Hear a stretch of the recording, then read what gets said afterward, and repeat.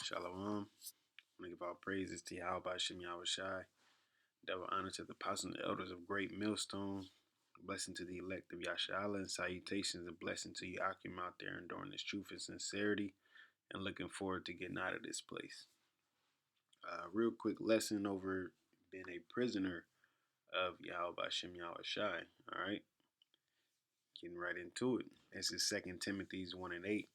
It says, "Be not thou therefore ashamed of the testimony of our Lord, nor of me his prisoner." All right, so Paul, he called himself a prisoner. All right, so when you look into that word, it says bound, in bonds, a captive, a prisoner. You know, basically, when you're a prisoner, you can't do what you want to do at whatever time you want to do it. You know, you're under somebody else's rule. You know, you do what they say. If somebody's in jail or if they in prison, lights go out when the lights go out. You eat when they feed you. You know, you do as you're told because you're under somebody else's rule. All right. So when you look up bound, it says fasten, mid 14th century, in figurative sense of compelled, meaning force. So you're forced to do things. Okay. Meaning under obligation, you're obligated as well to do things as a prisoner. You know, and the ultimate thing you're obligated to do is follow orders. All right, is to do what you're told. Okay, opposed to free. You don't you don't got the option to do what you want to do. All right, you are under rule. Okay, you're forced to do things. You're under obligation, and you're not free. At the end of the day, you cannot do what you want to do. So, in the sense of being a prisoner of Yahweh Shem Yahweh Shai, you have to do what? You have to follow orders. Okay, and his orders is his law, statutes, and commandments.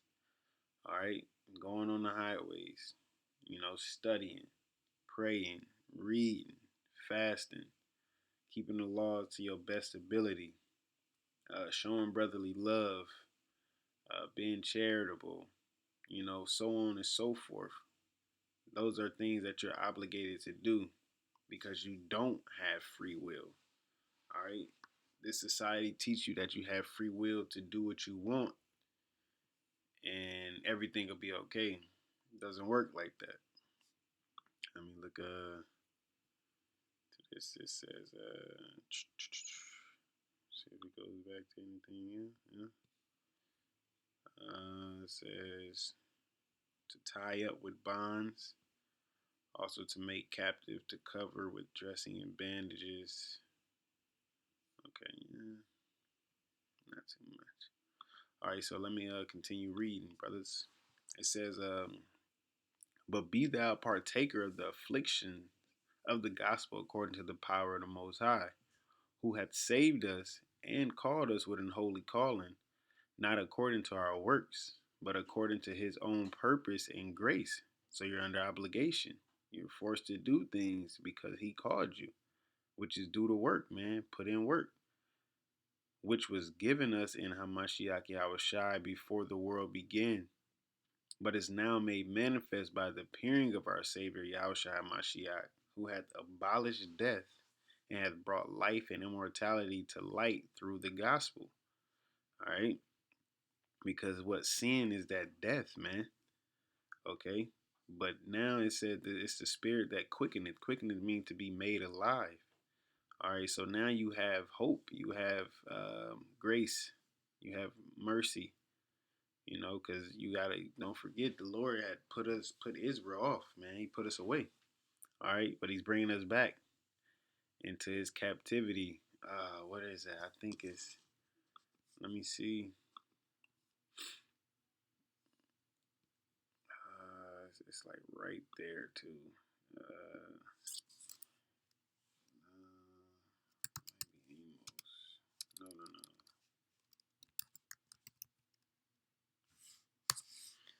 I think it's Hosea, like the first chapter. Wow, I didn't put the E in for me.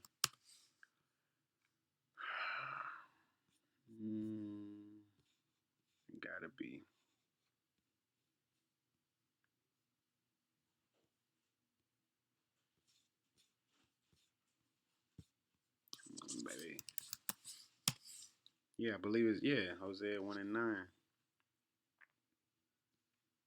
Um, let's see. Hosea 1:9. Then said the Most High, call his name Lo Me, for ye are not my people, and I will not be your power. Yet the number of the children of Israel should be as the sand of the sea, which cannot be measured nor numbered. And it shall come to pass that in the place where it was said unto them, ye are not my people, there it shall be said unto them, ye are the sons of the living power. All right, then shall the children of Judah and the children of Israel be gathered together and appoint themselves one head, and they shall come up out of the land, for great shall be the day of Jezreel. Okay, that's not what I was looking for, but that's kind of where I'm leading to, because this is that place where we was called, not the Lord's people, but He's calling us back. All right, damn. All right, let me get back to reading. It says, whereunto I am appointed a preacher and an apostle and a teacher of the Gentiles. Okay, so he's appointed to that. He has a job.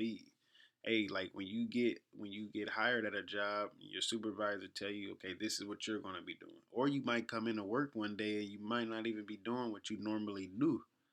You know, you might have to do somebody else's job. You might have to fill in another position. Or you might have to do a little less. You might have to do a little more. But whatever you're appointed to do, that's what you're going to do, because at the end of the day, you're under somebody else's rule. All right. It says, for the which cause I also suffer these things. Nevertheless, I am not ashamed, for I know whom I have believed, and I am persuaded that he is able to keep that which I have committed unto him against that day. So at the end of the day, being a prisoner is not, it don't have to be a bad thing. You know, there's two sides of everything, pretty much. All right, so being a prisoner of Yahweh Shem Yahweh Shai is actually a great thing. Okay, it's actually a great thing because it keeps you under your body, so to speak. You know, it teaches you how to keep control. It teaches you really how to be a man. All right, a man of the Lord or a woman of the Lord. You know, so at the end of the day, it's a good thing to be a prisoner of Yahweh Shem Yahweh Shai. All right, it's beneficial. You know. Um, yeah, Ephesians 3:1, it says, for this cause I, Paul, the prisoner of Yahweh Shai HaMashiach, for you Gentiles. Okay. If ye have heard of the dispensation of the grace of the Most High, which is given me to you word, how that by revelation he made known unto me the mystery, as I wrote afore in few words, whereby when ye read, ye may understand my knowledge and the mystery of Hamashiach, which in other ages was not made known unto the sons of men, as it is now revealed unto his holy apostles and prophets by the Spirit, because this is that time. This is the time for the word to be coming out, pretty much, for the word to be flourishing, for the true men of the Lord to be breaking down the scriptures, bringing out the prophecies, like I say in Nehemiah 8:8, giving the sense of, you know, distinctively. All right, clarifying the scriptures for the people who want to adhere, for the people who want to understand, for the people who it resonates with their spirit. They like, man, they tired of this place. It says, verse 6, that the Gentiles should be fellow heirs and of the same body and partakers of his promise in Hamashiach by the gospel, whereof, and the Gentiles, of course, is the Israelite foreigners. All right. It said partakers of his promise. The promises was only given to the nation of Israel. So that's proof that the Gentiles are of the nation of Israel. Because at that time, back in those days, you had our people just like today. You know, we woken the Lord pretty much came. You think about, ooh, that might be another lesson. But think about how that situation was going. You had some that was in the faith, keeping the laws to their best abilities, have, some corrupting the word, the wicked scribes and Pharisees, but then the Lord came on the scene and he cleared things up. And he pretty much found the true followers who was going to spread the gospel by his teachings. And the same came now when his knowledge came through as the comforter. All right. which is him, which is, the spirit, which is him as well. Him coming through the volume of the book, him giving you utterance, him giving you understanding. Okay. And now the true worshipers, the true followers, all right, are going to go out and teach the word. All right. And wherever I was made a minister, according to the gift of the grace of the Most High given unto me by the effectual working of his power. And the same comes down with us, man. All right. The same come down with us. We are in the same position that Paul was in. We was doing whatever with our lives. Of course, not putting us on the level of Paul. All right. But just, we was doing what we was doing. And the Lord came to us, man. And now we got a job to do. Okay. Because we are what? We're prisoners. We're obligated to push this word forth, man. All right. Do this work. You're under obligation. Okay. You don't have the free will to fuck off in the world. You had that chance. You was doing that, man. And if you're a true man of the Lord, you didn't like it. You didn't agree with it. And that's why you're looking forward to getting the hell up out of this place now, because this is our earth, man. Okay? And you have our enemies hurting our earth, hurting our creation through Yahweh Shem Yahweh Shai. Okay? And we want our shit back. Yeah, that's a man in his right mind. He want his shit back, man. You know. Okay, go to Zechariah 9 and 11. It says, as for thee also, by the blood of thy covenant I have sent forth thy prisoners out of the pit wherein is no water. Turn you to the stronghold, Yahweh Shem Yahweh Shai, ye prisoners of hope. So we're prisoners of hope now. We're not in the dark. We're not following after wickedness. We're trying to get the hell up out of here. All right. And that hope is, the salvation of Yahweh Shem Yahweh Shai. All right. Even today do I declare that I will render double unto thee. Okay. So the Lord, he will send out blessings. Okay. And the ultimate blessing is going to be through salvation, man. All right. Because we got some crazy times that's coming up. Okay. It says, when I have bent Judah for me, filled the bow with Ephraim, I raise up thy sons, O Zion, against thy sons, O Greece, Esau, so-called white man, and made thee as the sword of a mighty man. Okay, so that's, Judah is the southern kingdom, Judah, Benjamin, Levi.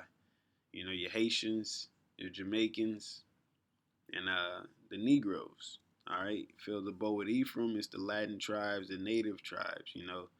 Got your Cubans, Dominicans, Native Americans, Seminole Indians, the Guatemala, the Panama. South America. And he's basically bringing us together. Not each and every one of us, as some Israelites fail to teach. Or actually, they don't fail. They do teach it, but it's a bullshit doctrine. He's not bringing each and every single one of the Negroes, Latinos, and Native Americans together. He's bringing the elect together. It's all about the elect, the elect, the elect, the elect. Paul said, "I endure all things for the elect's sake." All right, this is the last one. It says Ephesians 4:1. I therefore, the prisoner of the Lord, beseech you that ye walk worthy of the vocation, the calling, wherein ye are called, with all lowliness and meekness, with long suffering, forbearing one another in love. Yeah, don't understand that you have this knowledge and try to get high minded of it, because it says what knowledge puffeth up. And you got a lot of people that fell by the wayside because they let the knowledge puff their head up too much. That's why I said with all lowliness and meekness. All right. It says endeavoring, which is giving diligence to keep the unity of the spirit in the bond of peace. Okay. That bond meaning tied up, tied together. Okay. Stuck together. So you giving diligence to make sure the unity is strong. And how do you do that? You continuously teach the word. All right, if a brother is wrong and going off, you let him know about himself. You don't just let him do what the hell he want to do. No, you correct them. We not of this world where a motherfucker going off. You just let them do what the fuck they want to do. Oh, it ain't my business. Fuck no. We are supposed to be men of Yahweh Shem Yahweh Shai, of his pasture, his sheep of his pasture. Therefore, we got to look out for one another. Okay? It says, there is one body and one spirit, even as ye are called, and one hope of your calling, one Lord, one faith, one baptism, one power and Father of all, who is above all and through all and in you all. So at the end of the day, it's not everybody teaching what they want to teach. Everybody doing what they want to do. It's only one. You know what I'm saying? At the end of the day, it comes down to Yahweh Shai's program. And you do it according to how they want you to do it. Why? Because you're a prisoner. Okay? You eat when they say eat. You lights out when they say lights out. You do what they tell you to do at the end of the day. Okay? And it's not a bad thing. You have to remember being a prisoner is not a bad thing. Just like growing up in this world, they say jealousy is a female's trait. The scriptures say otherwise. Okay, it says that the Most High is a jealous power. All right.